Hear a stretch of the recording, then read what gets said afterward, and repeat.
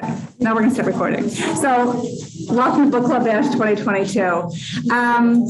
Let's see. There is a handout. Everyone should have received a handout when they came into the room. Or if you're watching at home, then you should have the link to the handout in the chat. If you don't, you can put a message in. Kim is going to be monitoring our chat. We'll make sure we get one to you. Let's see, a couple of things. So today we have kind of our regular crew with us. We have Lauren Margolin, who's the Good Book Fairy. We have John Hastie from Random House. We have Ann Baker-Jones from our adult department. So the three of them really helped put this event together. And we're really just thrilled to kind of have the band back together today. Before we go further, I just want to point out something, a resource that the library offers that we really like and are proud of. And this is on our website, and there's a tab and it says for readers. And our adult services staff puts this together. It's a bunch of really nice features if you are looking for books. You can see recently released the books that came out just this past week. You can see what they are reading. So if you see, there's a page here that says Meet the Book Geniuses, which is basically our great staff. And they are regularly putting updates of what books they're reading. Over here, you can see if you're looking for other book recommendations, Book Genius is a way to get a customized reading list. You can subscribe to our newsletters. So I really recommend just taking a moment to look at this part on our website. Literally, if you go onto a tab and you scroll down, it says for readers, and there's all kind of really great resources if you're ever just stumped and you can't think of what you want to read. But really, after tonight, there really should be no reason because we're going to get so many good ideas. Let's see, one of the really fun parts about Book Club Bash are the free books. So everyone that's here tonight, you may have noticed we have a table with really wonderful books. So at the end of the evening, everyone will get a book to take home with them. And then for those of you that are watching on Zoom and are local, you're welcome to come by the library over the next week. Come to our adult services desk. We'll have a cart and you can pick out a book too. So free books for everybody, no matter where you are. We do have a raffle. Some people have entered their names here. We are putting a form in the chat for those at home. Though I understand there's a little bit of a problem with that. I need to maybe fix that form, which I will once we get started. But the bottom line is it's really for people that are local because you would need to come by the library to pick up the prize. And really the prize is for your book club, 6 copies of Lori Frankel's This Is How It Always Is, which is a book that we featured for our one book this past year. We loved it. If you've read it, but maybe your book club hasn't, it's a great book for discussion. So we'll have one winner for in person and one winner for those on Zoom. But again, just you need to be local to come pick it up.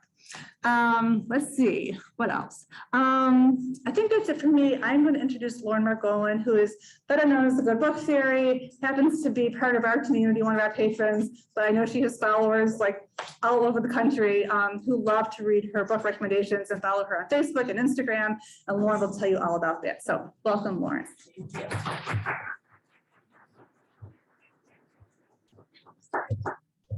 I'm going to get your slideshow up first. Great.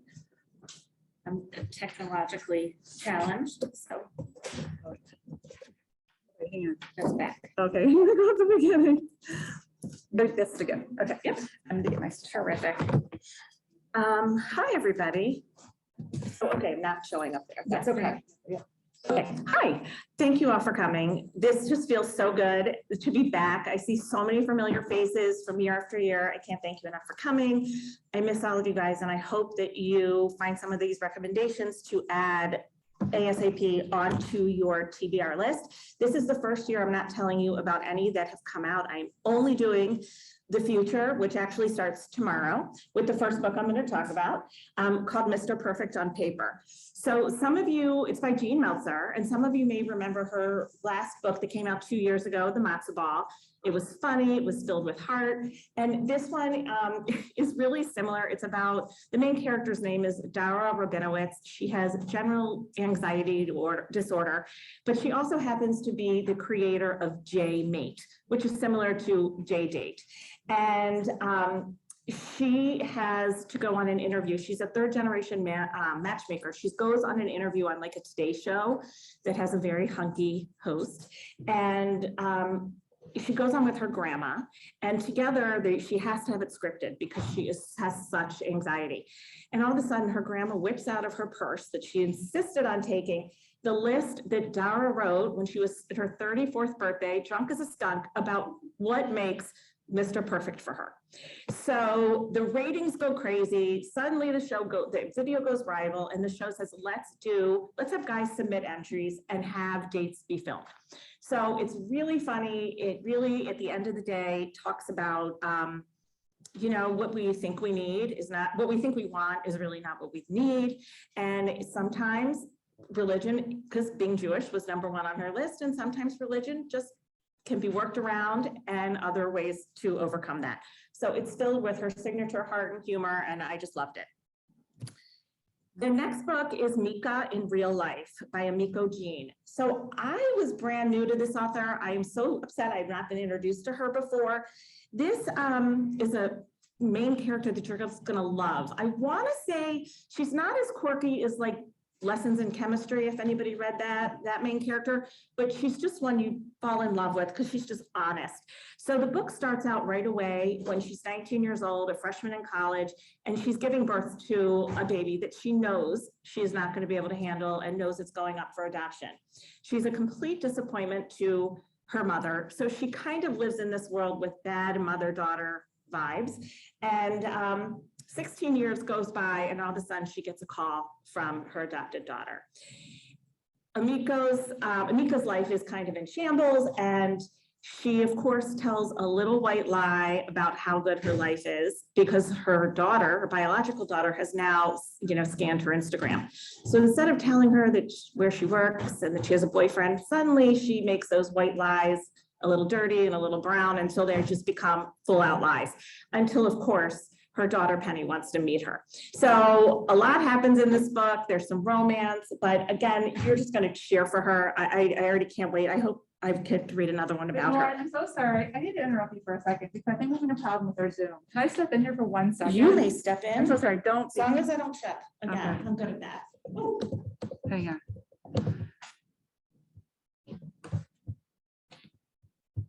That Roz knows how to do all this techie stuff. Kim, is it working now? Yep. Okay. All right. I'm sorry about that, Lauren. I'm not sure why the slideshow wasn't working right away, but I think we're good now. Okay, great. Okay. My apologies. No, thanks. All right. So that's Mika in Real Life. And again, that comes out tomorrow as well. I always think the beginning of the months are the best release days. So this book, The Thread Collectors, is by an author that many of you probably are aware of. She's an author of a lot of historical fiction, probably most well known for her book, The Lost Wife, which happens to be in film adaptation right now. So that should be really exciting. I noted on here that I will be interviewing the authors on Instagram Live if anyone wants to tune in. So that should be really fun.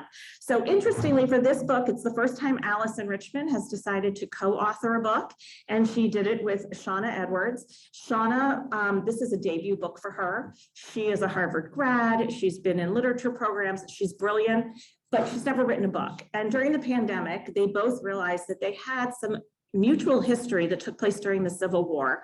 One person was back during slavery, and the other was a Jewish musician.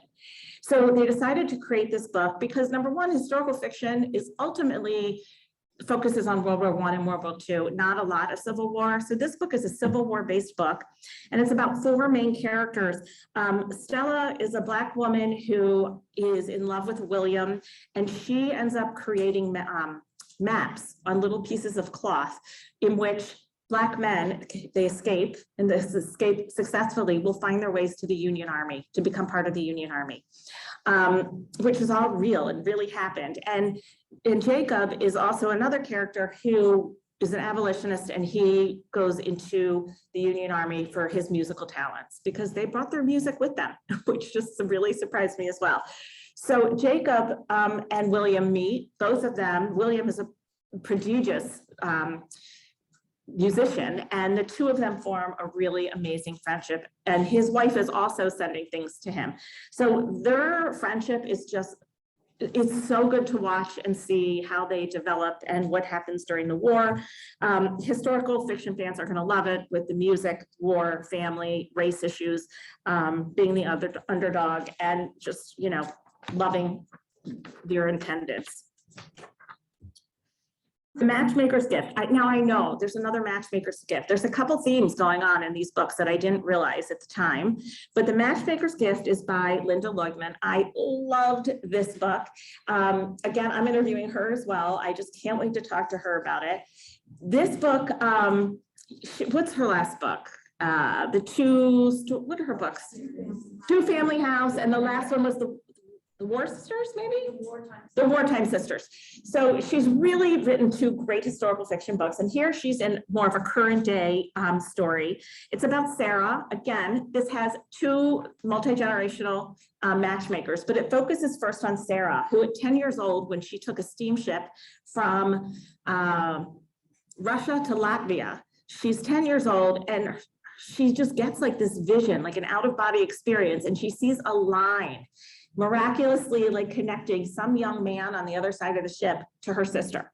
She brings her sister over, they end up marrying. She thinks she's done with it, it's over. She becomes a teen and all of a sudden she's starting to have these visions again. And it's just like forbidden in the Orthodox community. You can't have any kind of female matchmaker, let alone a non-married female matchmaker. And she's like 13 years old. So the book just kind of follows that story. But then suddenly when Grandma Sarah dies, it's so sad. It's no big surprise. You'll know that soon. A woman comes up to her. It's her grandma's optometrist. And she said, your grandma said I needed to talk to you when I pass, and she has things for you. And through that, Sarah, who is completely cynical, or Abby, the granddaughter, she is completely cynical. She's a divorce lawyer. She spends all her time keeping people separate. She doesn't believe in marriage. And suddenly she starts to follow in that path and realize she may too have that gift or not. So a lot of fun to read. It's one of those books you're just going to want to not get out of from under a blanket when you start reading it. The Two Lives of Sarah is just another great book by Catherine Adele West. So this author, West, wrote the Saving Ruby King. I don't know if anybody read that or any book clubs read that. It took place in Chicago. It was a smart book, really rich fiction.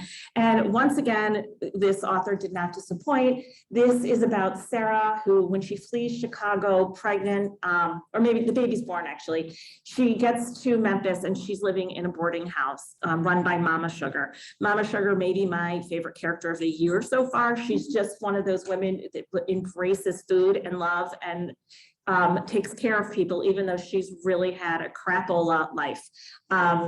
It's just her journey. It's about faith and the lack of faith. It's about community and how strangers at this boarding house can come together. And it's just a good story. Her writing's more on the literary side, but it's just exquisite. Okay. Ooh. I don't think I wrote on my list about The Ways We Hide. Okay, because I added that. So I'm going to wing it. So The Ways We Hide, wait, I just think I have them in a wrong order. Hold on, I do. This is what happens when you take pain meds. Sorry, everybody, I'm sorry. Okay, so Christina Morris is a no-fail author for me, like completely no-fail. Everything she's written, I've loved. And this book is based on true events that really happened, which shocked me. It features a main character who's from Michigan, I believe, and she becomes this woman who, she's inventive. She creates all these, you know, genius ideas and acts, and she ends up making a magic show in which she acts as the assistant, but she is really the brains behind all of these magic shows and all of this trickery. And suddenly someone comes from British intelligence and they want to hire her, and they want her to make hiding places for and contraptions for spies. So everything like you've seen on James Bond and all those kind of spy things, this young girl is now making. And it's just, if you like The Paris Architect, I don't know if anybody read that by Charles Balfour, you will love this book. It's in a similar vein, but with a female protagonist, and just very, very enjoyable. Now we're back to Sarah Addison Allen. So her biggest book came out in 2007. It was her debut book. It was called Garden Spells. It had a little Alice Hoffman kind of feel with magic. It was on the New York Times bestseller list. It was a Goodreads winner of best book, but it's got that kind of magical feel. This woman has had a rough life since then. Her sister died unexpectedly. Her mother died 10 days later, all while she was battling breast cancer. So the author has taken a respite and has not written a book since 2015. So she is back, and I am like, welcome back, Sarah. This book was totally, with our world right now, this was the escape book because, and I'm going to tell you, there is like some mysticism and some of that kind of supernatural feel. I know a lot of people are going to shake their heads and say, and I'm looking at one person who's like, sometimes you just need to like give it a try. Basically, this is a young girl who, she goes to this apartment house where she thinks if she lives in this apartment that her mother who had passed away left for her, she's going to reconnect with her. There's nothing there, but there's this odd cast of characters. And this book is really about just, it's opening up to strangers, letting yourself be open to new kinds of people. It's a community of misfits, and they just find themselves in this story. Just well done. I'm sweating. I get so worried about time, just FYI. Okay. So An Affair of Spies by Ron Balson. We love our local author, Ron Balson. I know we've all read his books. I just wanted to share this, that he has a new one coming out the second week of September. This is it's a little different than his other books. There's a lot of major suspense, and it's about a young man named Nathan. He escapes Germany. His parents send him over to New York, and he decides he wants to fight in the army. He enlists to become a spy. And as he is doing that, he is plucked from the program, and he is to be working on a special project, which we later find out is the Manhattan Project. And they are trying to beat the Germans, who can create the bomb and all that good stuff. A lot of tension. There's a female character with him that works also on that team. So that adds a little bit of the, romantic tension in there. But it's definitely a book that is a little different for him, but it's really good. And I just wanted to share that. I know most of you will probably read his book just because it's him. Hester. So I saw when you just posted that picture on your library thing, there was a picture of you with this author. Her last book was Stolen Beauty, and that was a phenomenal book about stolen lost art during the Holocaust and how they regot it. That's not a word, regot, but you know what I meant. And this, I think, is a book this author was meant to write. This is a retelling of The Scarlet Letter from the female point of view. And it is just done with that little bit of a feminist viewpoint. And I didn't remember much of The Scarlet Letter until I read this book, but her attention to detail and her precision with her words, it just makes me feel like this is what writing is about. It's just a beautiful story. And it's the kind of book when I finished, I thought college kids should be in a class just like comparing this to the original Scarlet Letter. I think it's high time it was done, and I just adored it. And look at that cover. I mean, I want a dress made out of that pattern. Our Missing Hearts. Okay, so this, we all know Celeste Ng. Many of you have probably read her two wonders. They're both made into films. This is going to be a jump for everybody because this book is science fiction. So be prepared. I think people trust her enough, and her name has enough recognition that people will try it if you're not into science fiction. It's set in a dystopian society that's in the near future. And it's a little hard to read, but it's equally readable. And it's a little hard to read because the world has become a place where books are taken from libraries, civil liberties are taken from people, mankind. A lot of anti-American sentiment is happening within the book. So this book focuses very much on anti-Asian discrimination. So it's told from a young boy. His name is Bird. His mom is Asian American, and she goes missing after she wrote a poem. And the poem was kind of the revolutionary and rebels claim to fame, but they were using it as a secret way to reunite these missing mothers with their children.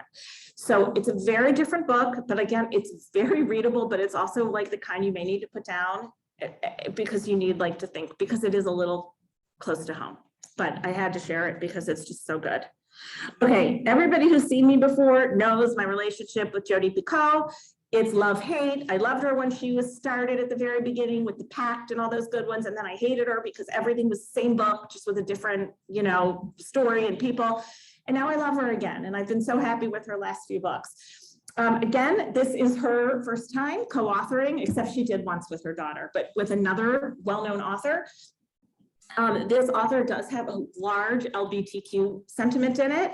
And because this book focuses on that, I think it was really important. She added the other author because she does identify in that community. So you're getting a much more objective point of view and not such a subjective point of view from the author or from Jodi, but you hear it directly from someone who identifies in that. It is a love story at its finest. If anybody saw the Netflix documentary Staircase and you saw that's part of it. And there's also a big part of beekeeping in this book. Now, I can assure you there are going to be people that are going to skim right over the beekeeping. I have never been more fascinated by these little things about bees that just make me understand why we just need to save trigger these animals. So anyways, fabulous book. I think there's a mic drop moment, just like there was in Wish You Were Here. So I can't talk too much about it because I'll blurt it out. You guys will be bad. Signal Fires, I have not read. I am anxiously getting it. I thought my friend John would be able to help me, but it's hard to find. But what makes this book really special is that it is the first time that Dani Shapiro has written a fictional book in 15 years. She has come out with, I think, 7 memoirs, if I'm not mistaken. And I don't know, I mean, they're all good, but I don't know how you can talk about yourself and your life in 7 books, but I was just very welcome to see fiction. I have loved all her fiction. I don't know why it doesn't get as much play, but this basically, it's about interconnectivity between people. There's one car accident that happens in 1985.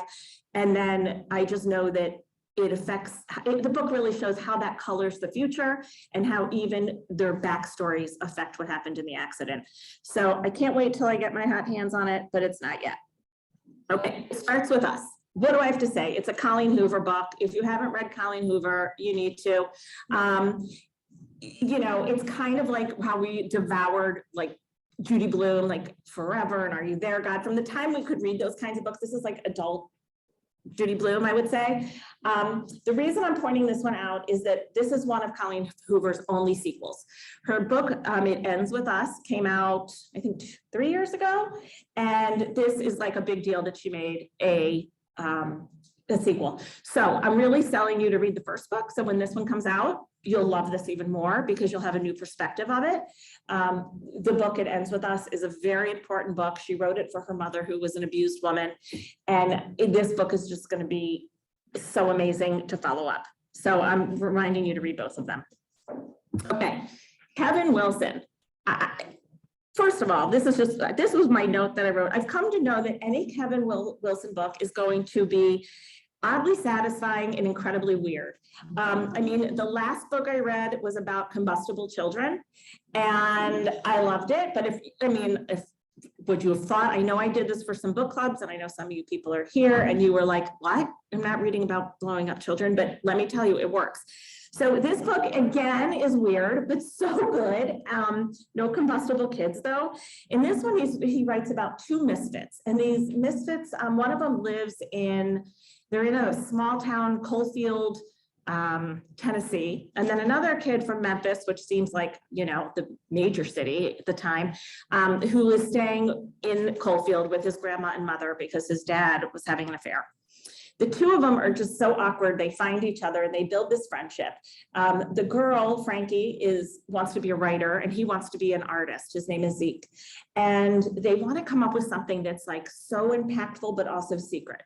So I'm not going to tell you what they do, but between her art and his art and her words, it becomes life and death situations. It hits the news. It's on the country. It becomes repeated endlessly. Police are involved. They think it could be satanic. They think it could be cult connected. And it's just a little something these kids came up with. What's really interesting about this is in the foreword of the book, the author tells about the words that Frankie wrote. And I'm going to read them to you because it's no big secret, because he talks about it in the foreword. But his cousin said this to him once. And I don't know if you've ever seen Kevin Wilson in an interview, he is a little quirky. And these are the words that went on the paper. It says, "The Edge is a shanty town filled with gold seekers. We are fugitives and the law is skinny with hunger for us." So that's the wording. When I read it the first time, I'm like, what in the heckity heck does that mean?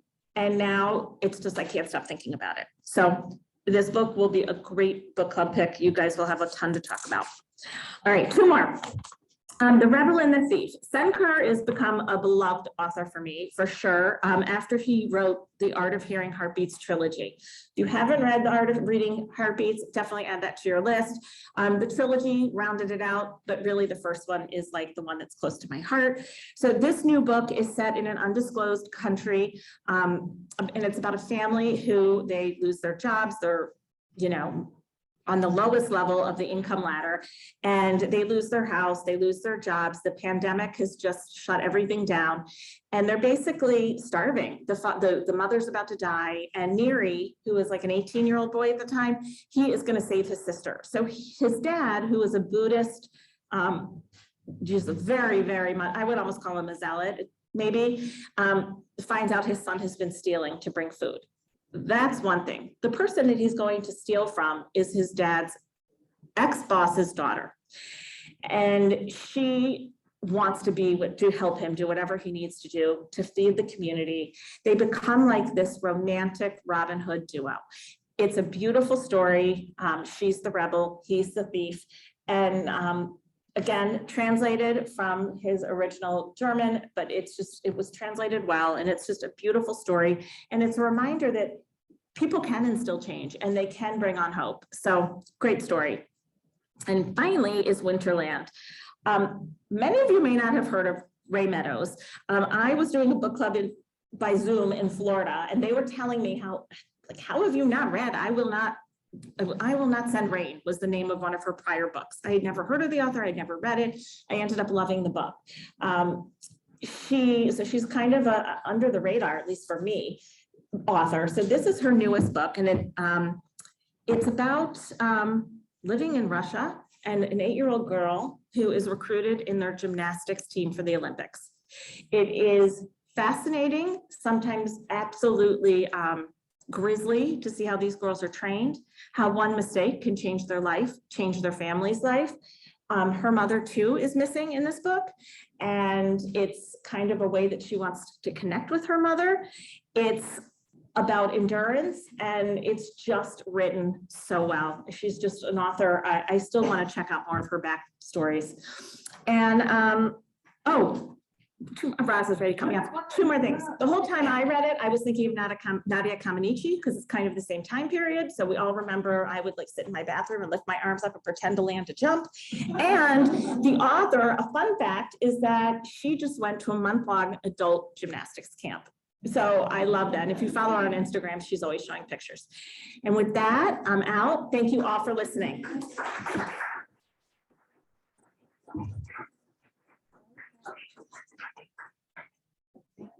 Oh my God, thank you.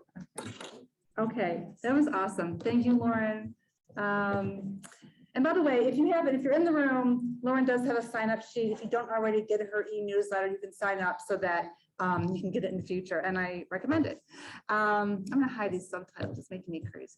Okay, Sean, I'm gonna get our next speaker set up in 1 second here. Let's see.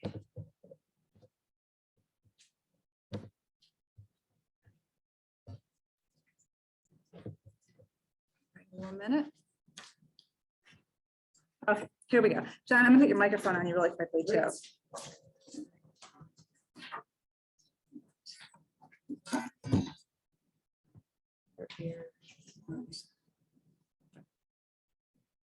Okay, there you go. Okay, just put it in your pocket.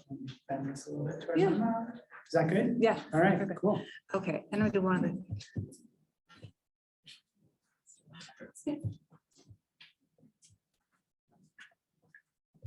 Okay. All right, here we go. Okay, anyhow, now I want to introduce, well, John Hastie is with Random House. He just sales up with Random House. He's been coming to our book club bash since the beginning, and he not only has wonderful book recommendations, but I love the way he talks about books with just such enthusiasm and passion, and it's just so much fun to hear from him. So, John, welcome back. Thank you. Everybody, please keep in mind that for some reason, this is the first time I've done this in person in 2 years. So please, everybody, be kind and generous, and don't worry, it'll all be over in 20 minutes, and good luck to us all. All right. Okay, so I do have a bit of a problem with this. There it goes. Okay. So I have a combination of fiction and nonfiction, because I do believe that nonfiction can work really well for book groups as well. So some of the choices I have here, you may agree or may not agree that they work for you, but I'm going to talk about them anyway because I love them so much. But the first book I'm going to talk about is a novel. Mercury Pictures Presents by Anthony Marra. Now, Anthony wrote one of my favorite books of the last decade. It was a book called The Constellation of Vital Phenomena. Some of you might have heard me talk about it at some point in this very room. So the bar was raised pretty high. So when I got the manuscript for the new book, I was like, okay, Tony, let's see what you got. And it does not disappoint. It is set in two different places. It's set in Italy during the 40s with the rise of Mussolini's fascism, but it's also set a little bit later in Hollywood, kind of the golden era of Hollywood. And the main character is this woman by the name of Maria Lagana. And she, when she's young, her father, living in Italy, her father runs afoul of the government, gets in some trouble. There's a lot of family drama involved there. And she decides that she has to flee to the United States, where she ends up in Los Angeles. And she becomes, through a lot of kind of grit, scraping by, she becomes the kind of the second, the number two to a Hollywood producer who's quite an amazing character, has dozens of toupees, one for every hour of the day, kind of thing. It's very funny, but he also spends a lot of time trying to get things over on the censors in Hollywood. Like, he really wants to put political issues in the movies, and they keep on getting pulled out. He wants to put a little more sex in the movies, it keeps on getting pulled out. So you have this very rich tapestry of these two incredible different settings, and these two, and all of it kind of centered on this amazing woman, Maria. It is a beautifully written book. It trades in some pretty heavy themes. You've got politics, you've got sexism, you've got torture, you've got a whole bunch of different stuff going on in there, but it's also got a real sense of heart and a real sense of humor. I absolutely love it. I'd be shocked if it doesn't come up for a bunch of awards by the time all is said and done. Woman of Light by Carlene O'Connor. So this is a multi-generational novel. It opens in 1930s Denver, but then it kind of goes backwards from there. And it's through the perspective of a lineage of women, Latina women of indigenous descent. And it kind of, through their actions and through their eyes, shows the early history of our country. And some of the characters are absolutely wild. Some of them may or may not be clairvoyant. And so you have this little bit of like kind of magical realism that kind of winds through the narrative as well. Incredibly funny things happen, incredibly sad things happen, but it's the tapestry. It's this wonderful tapestry brought to you by the, kind of the interwoven yarns of these women. Absolutely incredible book. All right. An Island. This is actually a very short novel, and it's a little bit more brutal than some of the others, but it's set off the shore of an unnamed African country in which civil war after civil war has been happening. And there's this lighthouse island, and there's this lighthouse keeper, he's there on his own. And then one day, one of the bodies that washes up onto shore, which is unfortunately a regular occurrence, is still breathing. And suddenly his solitude is completely shattered. And he's living with this guy now who they don't share a language, they don't trust each other, they don't know each other's background. And it becomes this kind of claustrophobic, though very beautifully written tension between the two of them. And it's an allegory about colonialism, and it's an allegory about xenophobia, and it's an allegory about war. But you get to know the lighthouse keeper through these flashbacks. It's a really great book. It was nominated for the Booker when it was published in England, and it's something. All right. The Perfect Golden Circle, Benjamin Myers. This is a beautifully written story about an odd couple of friends. One of them is a special officer, what's the word I'm looking for? Special ops veteran from the Army. The other one is this anarchist crust punk. You think they have nothing in common, but they do. They have this one thing in common. It's in the 1980s. What they do and what nobody knows about what they do is that they go into the fields at night in England and they make crop circles. And so you have this oddball couple doing this thing for very different reasons in some ways, but also the same reasons. They love the creativity of it. They like freaking out the squares. They like the friendship aspect of it, and they love the secret part of it. And they're both damaged in their own way. So it's really a wonderful novel about this friendship, but with this creative and kind of oddball kind of background. Okay, so I think the best historical fiction takes a person that we think we know something about and then really just breathes life into that person. And so here we're talking about Saint Joan of Arc, who, you learned about in history class, maybe you learned about in church. And you have the rough sketch. She was a warrior, she had a divine moment, et cetera, et cetera, et cetera. But what Catherine Chen has done is turned her into a real person. She's a genius, she's a warrior, she has an incredible sense of ethics and duty. And yes, there's the divine aspect of it as well, but that's only just one part of it and not the whole part of it. It's just a really beautifully, fully realized historical fiction novel about this character who I didn't even realize I wanted to know more about. All right, The Daughter of Dr. Moreau. So as you can tell by the title, this is kind of a play on the H.G. Wells novel, The Island of Dr. Moreau.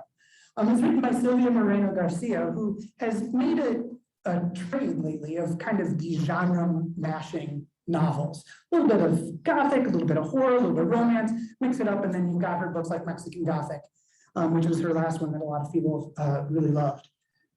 So here she's telling the story of, she's reinventing the story of Dr. Moreau, setting it in 1800s Mexico, and telling it through the story of Dr. Moreau's daughter, Carlotta, who at first is just in awe of her father. He's so smart, he's doing everything for the right reason. Yeah, he's making hybrids out of animals and humans, but I can live with that, it's fine.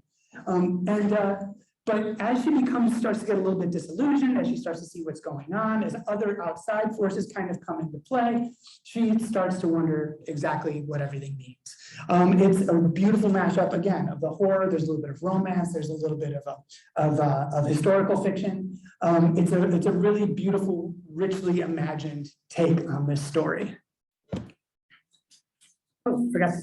There we go. Okay, Upgrade by Blake Cracks. This one's a little more kind of science fiction techno thriller. So I know that's not huge for reading groups, so I'll just try and do this very quickly.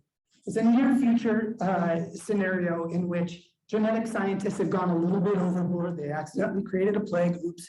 And so genetic research has all but been outlawed.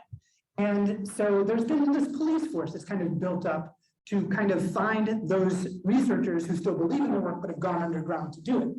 And so one of these guys, Logan, they're raiding one of these genetic labs, and there's an accident, and his genome accidentally gets hacked, as one does, and he suddenly starts to have these cognitive leaps. He becomes smarter, he puts things together more quickly, he sees things more quickly. And he realizes that all of these are the trademark of a project that his mom was working on just before she went underground. So he now is facing possibly chasing his mom while still being the kind of the guinea pig in her research. It's twists and turns, it's crazy, it's fun. So it's just a real kind of page turning read. A couple words of nonfiction. Two Wheels Good: The History and Mystery of the Bicycle. Jody Rosen has basically taken the bicycle with a playful, little bit of a tongue-in-cheek, but he makes a really compelling argument as to why the bicycle might be the crowning achievement of all human history. He says, in addition to kind of going through the history of the bicycle, which is fascinating on its own, something I thought I knew a little bit about, turns out I didn't know nearly as much as I thought I did. But also kind of puts the bicycle at the center of technology, and at the center of politics, and at the center of economics, even at the center, in one chapter that doesn't work so well, the center of sex. it's a little awkward, but the book itself is fantastic. I mean, I couldn't put it down. I loved every bit of it. And I am a cyclist, so I was kind of hardwired to like this book to begin with. But friends of mine who I work with couldn't put it down either. It's a really great thing. There's a lot to talk about in there. Is this really, you know, if not the bicycle, then what? You know, it's a great book. An Immense World by Ed Young. So Ed is a naturalist and a biologist who is teaching us here about umwelts. And what umwelts are the very different ways in which different species see the world. So for example, if you put a squirrel and an ant and a bat and a robin and an elephant in this room, they would all be in the same room, but they would have completely different experiences. And those things, of course, are dictated by how their senses work, how their brains receive the information from those senses. That's what umwelts are. And he argues that there is no point in kind of comparing umwelts or ranking umwelts. Each umwelt for each species is exactly what it needs to be. So none is worse, none is better. It's just what they are. But I will warn you, my wife got so sick of hearing me talk about this book because every page was like, did you know this about bats? Did you know that scallops have a dozen eyes? Like you know, I just kept on, every page had something like that on it that was so fun to talk about it. And I'm still married, so it's all good. If I could remember anything, I'd be great at trivia. All right, so now some books that are coming up in the near future. So this is a memoir, and it's written by Javier Zamora. He's a poet. He's a very accomplished poet, very well-respected poet, beautiful wordsmith. And but he's writing a memoir here about the time when he was 9 years old, and his family had already moved to the U.S., and he was trying to follow them a year later from El Salvador. 3,000-mile journey, was supposed to only take a couple of weeks. He's traveling solo as a 9-year-old, turned into months. And what's really amazing about this book is that a lot of these narratives about immigration and coming to the United States, they're often written by journalists about the person who did the thing. But here we have it right from the source's mouth. He's writing as an adult, reflecting on what happened when he was a 9-year-old, and just with the most amazing language in ways that put you there, whether he's talking about how scary it was or how dangerous it was, or how much joy he got out of certain parts of it and the people that he met. It's a novel that I think we're going to be, a memoir that I think we're going to be talking about for a long time. It's got very strong and important implications, I think. Mr. B, so I've got 2 typos to apologize for. First of all, it's supposed to be Jennifer Homans. And second of all, I got it completely wrong on my handout because I can't copy and paste apparently. But anyway, so Jennifer Homans wrote an amazing history of the ballet a few years back called Apollo's Angels. Before she became a journalist, before she became a historian, she was a dancer. So I shouldn't have been surprised when her book about the history of the ballet ended up winning tons of awards and becoming a big bestseller. So she's back now writing about that world, but focusing only on this main iconic character in American ballet, George Balanchine, who you all know probably because he was the choreographer that did the Nutcracker. But in addition to that, he also started the New York City Ballet. He also, his life kind of hit all the hot points of 20th century life in America. Immigrated from Russia as a young man, as a young boy, and then kind of as this cultural icon that had a front seat view to 20th century culture and history. So it's one of these big, meaty biographies that really focuses on a cultural icon in a way that's very satisfying and teaches you a lot, not just about dance, but about culture and about art and about craftsmanship. It's really incredible. I am going to skip around a little bit here. I'm going to go move to Taylor Jenkins Reid. So the book that a lot of people knew her for first was this book called Seven Husbands of Evelyn Hugo. That book took place in the 60s. After that, she wrote Daisy Jones in the 6th. That book took place in the 70s. Her last book, Malibu Rising, took place in the 80s. This is her 90s book. And at the center of this book is this character, Carrie Soto, who is the undisputed best tennis player that has ever existed, man or woman. She has won so many more Grand Slam championships than anybody else. But has been forced into an early retirement because of an injury. And so now there's some young whippersnapper coming up who's looking like might be able to break her record. And she has to decide whether or not she's going to come out of retirement with the help of her father, who's also her coach, to kind of beat back this challenge to her title. It is probably one of the best sports novels I've read in a long time, because not only are the characters amazing. I mean, Carrie, who of course has a reputation for being a difficult woman, which of course is, kind of misogynist whistleblowing for any strong woman, and especially in sports. But she just has such determination, and she has such strength, and the relationship with her father is amazing. But then the scenes on the tennis court make me think about tennis in ways I never have. Like, I put me on the court. I was sweating while I was reading this book. It was so much fun. And I think it's one of her best books. Two quick things I want to say about Mad Honey, because I can't really improve on what Lauren said, but two interesting kind of like backstories about it. First of all, it started because Jennifer Finn Boylan had a dream in which she wrote a book with Jodi Picoult. She put it on Twitter just to send it out into the universe. Jodi Picoult saw it and replied, "Yeah, let's do it." So there you go. Just whatever it is, put it out there. It might work. The other thing is that the main structure of the book happens which each author took a different kind of point of view. And they, that's how they decided to structure the book. Jennifer would write mainly about one character, and then Jodi would write about the other. An Easter egg for fans in the book is that they, without telling anybody, they switched to the chapters with the point of view. And so they're kind of challenging their fans to figure out which chapters those are. So, we'll see if that leads to anything fun. All right, Liberation Day. If you've never read George Saunders, his short stories especially, this is an amazing place to start. He's been known, he's one of the most celebrated short story authors of all time.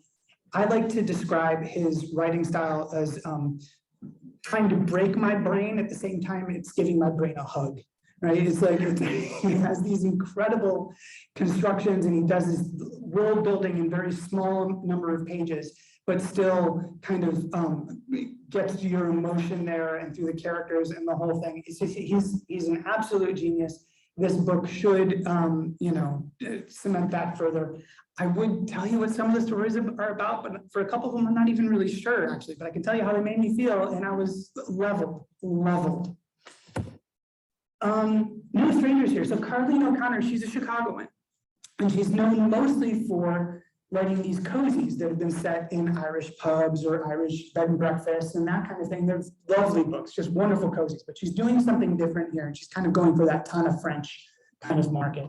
So it's a little bit grittier. The murders are a little more graphic, but it's also set in Ireland, and the body of a wealthy racehorse trainer has washed up onto the shore of this tiny little town.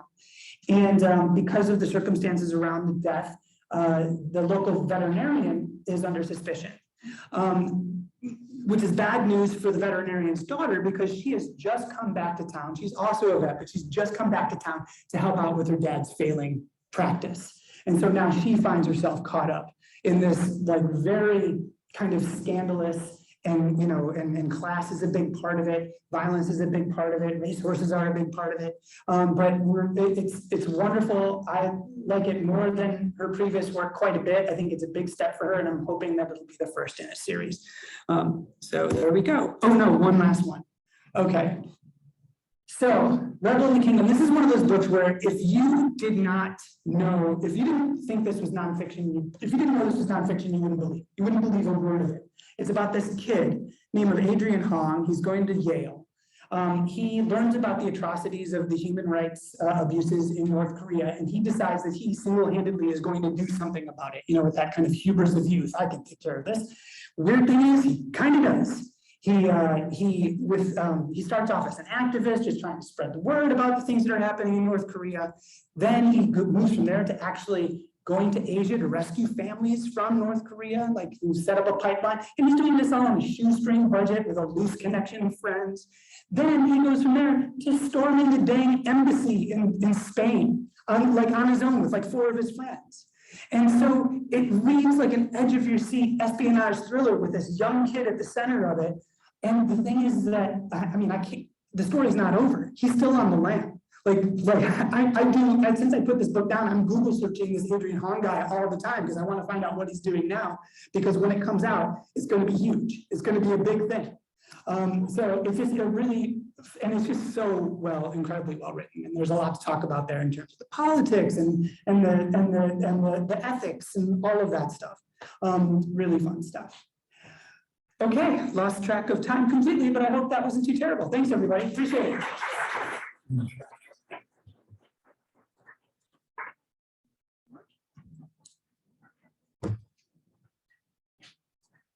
Okay, John, thank you so much. We love hearing from you. Okay, let's see here. Okay. So you've heard from our two speakers today. Just a couple of things I'm going to mention. So first of all, at the end of the program, Lauren, John, and they're all here to chat books about you with you, or Anne certainly can talk about the library and where you can find all these books in our collection and when and where. So we are going to do our raffle. And do you want to pick the winning name? We'll kind of take this and so we're going to pick the raffle here, and then the people that enter the raffle at home on the Google form, we'll do a similar thing, but just in our office, and we'll email the winner. So, so this is for 6 copies of This Is How It Always Is by Lori Frankel to enjoy with your book club or friends or neighbors or whoever. So, Anne, do you want to pick?